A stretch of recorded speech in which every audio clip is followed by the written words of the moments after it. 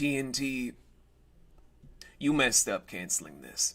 Hello, everyone. Welcome back to the broadcast on board Snowpiercer. I am one of your engineers, a V from the Pyramid Inn, here to give you guys the season finale to Snowpiercer Season 1 with Episode 10, 994 Cars Long, or 994 Cars Long. Why I gotta do that the weird way first? Well, it's because I have to be strange. It is my brand. If you have not seen how I started, then how the hell can you say that you part of the Dilly Departed? Alright, cool. So, 994 Cars Long is an epilogue to the entirety of the Revolution storyline, where Layton is now the head of the entire train.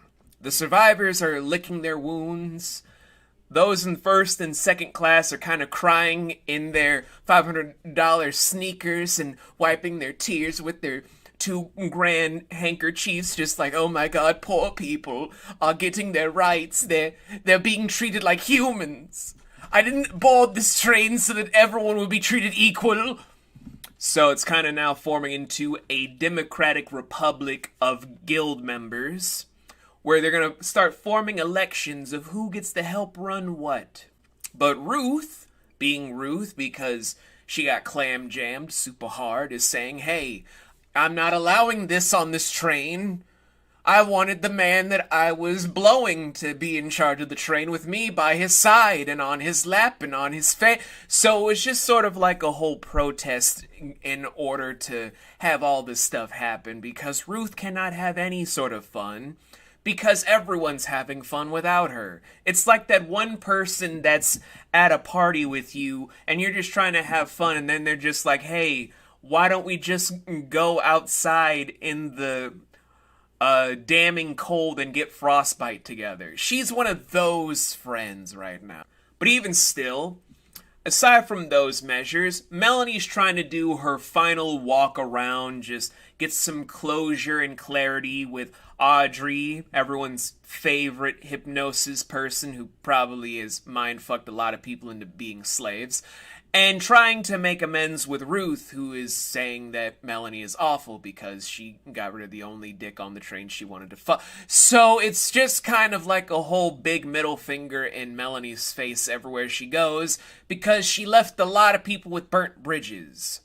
As for Layton, he's trying to adjust properly, because not only is he going to be a father-to-be with Zara, the woman that got the love of his life killed, allegedly, but also just being the head of the entire train, because now that he is the main leader, so to speak, he has to deal with all of the riots, all the people pilfering, Pike existence, and so many other things that are prolonging in this whole entire affair. In every other aspect, though, LJ, everyone's favorite psychopath, is being kicked out of her car because Pike exists. And because Pike exists, she loses her home while she's grieving the fact that she murdered her parents, but it wasn't by her own hands. That's the only reason that I will accept why she is freaking out, because this woman has no real emotion. So then she has to go to the third train where, well, not third train, third section of the train, which is third class, where she meets up with Oz, who got kicked out of the Brakemen's,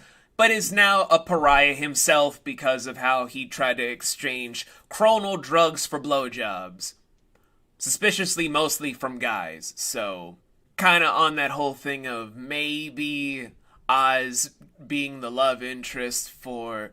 You know what, it's fine. It's not like Oz was secretly gay and he's just trying to fall in love with women as a cover. It's fine. It's not coded because of coded's sake. It's fine. But they have a budding friendship, which is gonna prolong into something that you'll see in Season 2. And then we have the creme de la creme of other things to happen when we have Bess finally ending stuff with Jinju. Who is Jinju? Love interest for Season 1 that's so important that it didn't even really be bothered to be mentioned a lot in this entire review section for all of Season 1. And you guys know it's crazy because I'm bringing out the extra weird energy for this episode, so enjoy this while it lasts. Other than that, everyone is kind of adjusting to things in their own unique ways. People are trying to make sense of the brand new order of what the train will be. Pike is here for some reason still. And everyone is trying to, put on a brave face and smile.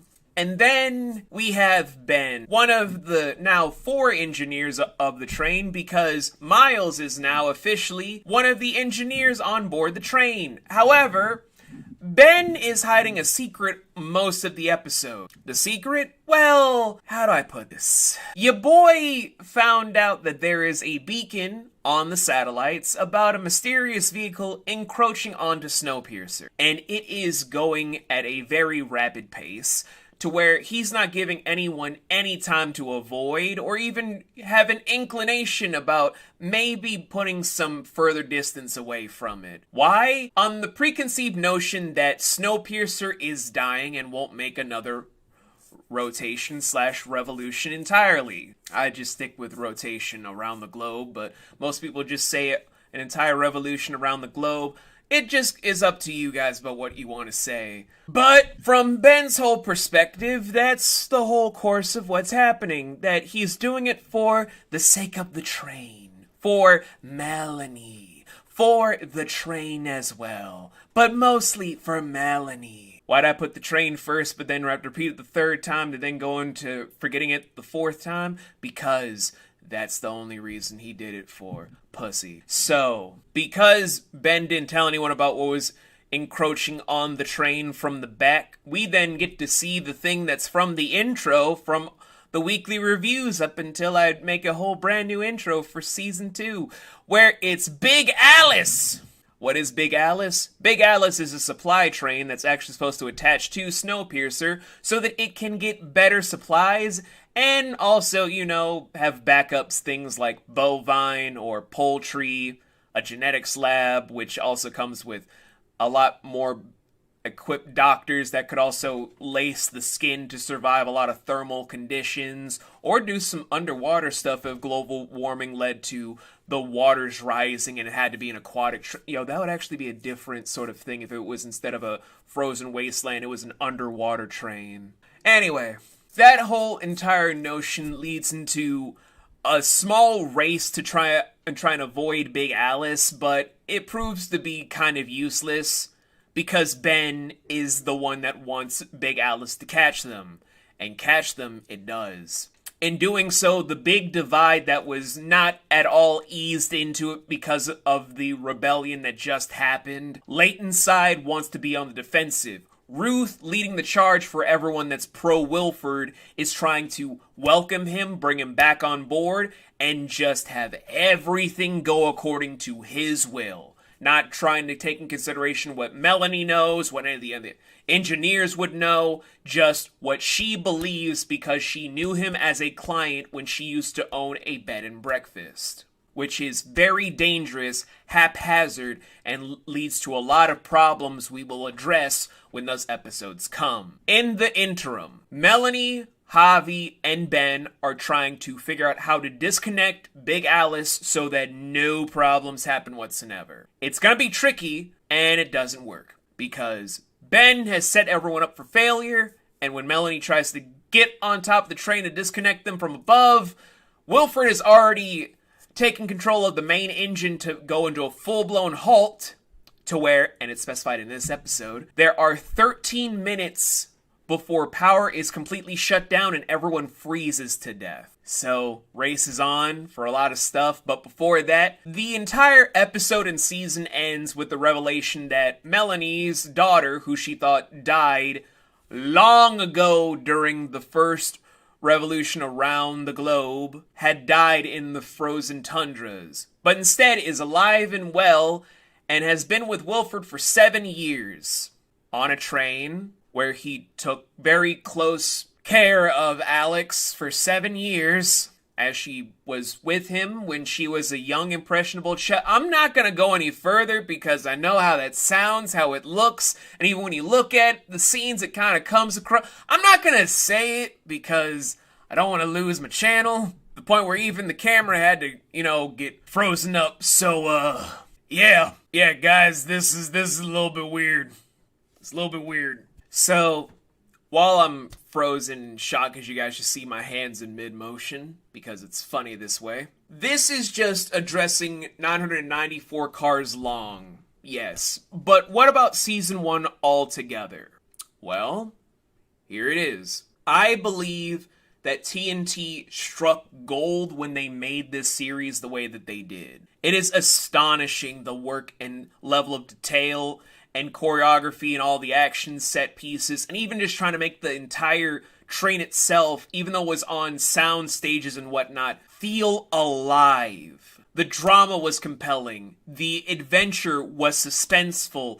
Everything felt like it was well earned and justified for the most part. But let's get into the pros and cons real quick before we get into the overall breakdown of a rating system. For the pros, the casting is at its strongest right here, right now, with how it's just the show that could. Daveed Diggs coming off from a lot of things where he and Uncle Rafa, after making Trainspotters the movie, and Daveed Diggs himself was in Hamilton as Lafayette and Thomas Jefferson, no one really expected him to blow up as fast as he did or as well as he has. But Snowpiercer really is helping him on the map after coming off very strongly from Velvet Buzzsaw, to where his acting abilities are at their top level here. Jennifer Connelly, the wife to everyone's favorite machine in Marvel, does a great job in this series that I don't see her do in any other property that she does.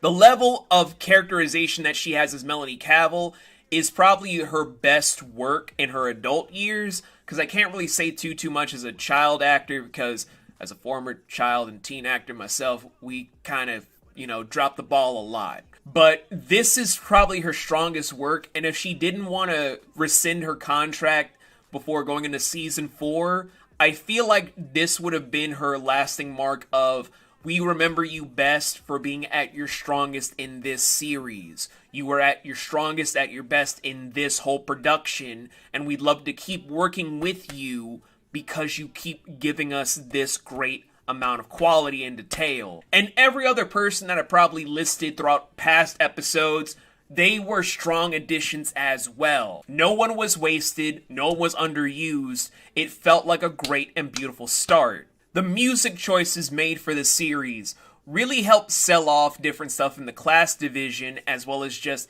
the environment of itself. Whether it was a dreamy thing, whether it was suspenseful or terrifying, whether it was for the political gain, whether it was for the actiony stuff, whether it was for the laid-back and or romantic senses. It tingled back in to give you that euphoric sense that maybe this is something that you would feel if you were in these moments, if you were in these actual connotations of danger and dread. It's beautiful in itself about how it can really delve into something different. And it does it beautifully. It does it brilliantly, honestly, to where I almost felt like I was in the set piece itself. And that's good workmanship for the editing style of the team, the music department, the department of photography, the ADP, everyone in the crew really put their foot in it and made it fantastic.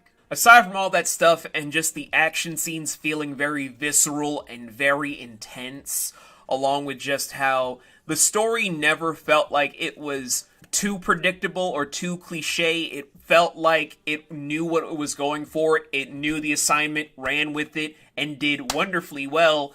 The pros are really what outshine over the cons, which are just certain character motivations and how certain things play out aren't really at their best when you are rewatching the show. When you're diving into the first time, it's brilliant, it's wonderful. When you're rewatching this after rewatching the entire series, you start noticing certain holes that would have been better if they were addressed or done in a certain different connotation and way. It gives off that whole vibe of if you knew better, it would have been better, but that's just in hindsight, never just in the moment thinking, just the same way that hindsight affects us all for everything of, I should have gone for this job opportunity instead of the other one, I should have done this sport instead of the other one. It's not a bad con, just hindsight's 2020, and anything can happen and everything can happen. That's just the whole beauty of it. But I digress. So, for everything involving plot,